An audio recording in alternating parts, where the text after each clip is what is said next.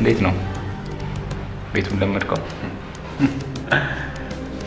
ምን ነው እናቴ ልጅ አይነ ያላፈር ብለኛል ነበር እንዴ? ዛሬ ምን ገባለ? ይከበላ ታናሽ ወንድሜ ባትሆን ኖሮና የእናቴ አደራ ባይኖርብኝ ኖሮ ምን ላደርግ እንደምንችል መቼም ታውቃለህ። አዎ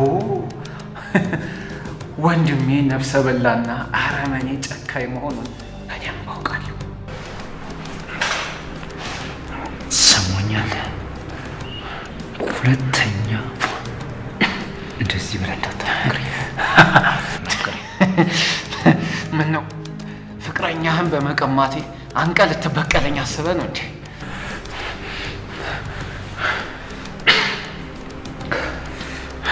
ለነገሩ አልፈርድብህም። እኔ ያችን ሴት አሳልፌ የሰጠው እኮ እንዲህ ዝርክርክ እንድትሆንና ከማንም ጋር እንድትንዘላዘል እንድፈቅድላት አይደል?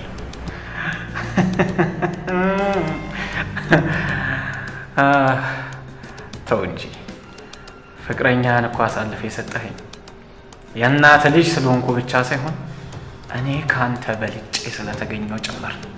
ምነው ረሳኸው እንዴ? ለነገሩ ልክ ነህ አንተ። ውለታ ቢስ ነህ።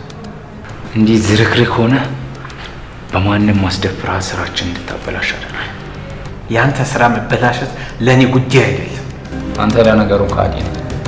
ከእንግዲህ ግን ማደርገው እንድታውቅ እፈልጋለሁ እኮ። ምን ትሰማኛለህ?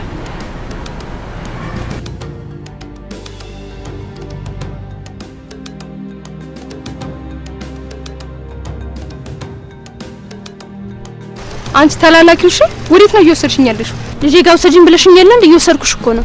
ሰሚኛለሽ? አሁኑኑ ደውይላትና ልጄ እንድታመጣው ነገር። እሺ ተረጋጊ። ግን ትለኛ ምትሆኛ አይመስለኝም። ምን ለማለት ፈልገሽ ነው?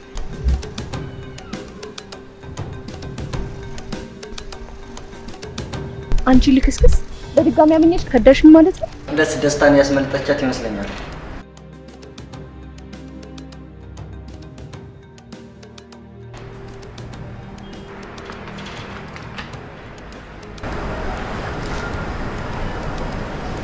ከዳችን ማለት ነው? አዎ አለቃ፣ ድሮም እኮ እኔ አንመናት ብዬ ነበር። በጣም አንተም ማለት ነው። ሰማኛለህ? ሁለቱንም ጨርሳቸው። በዛ ላይ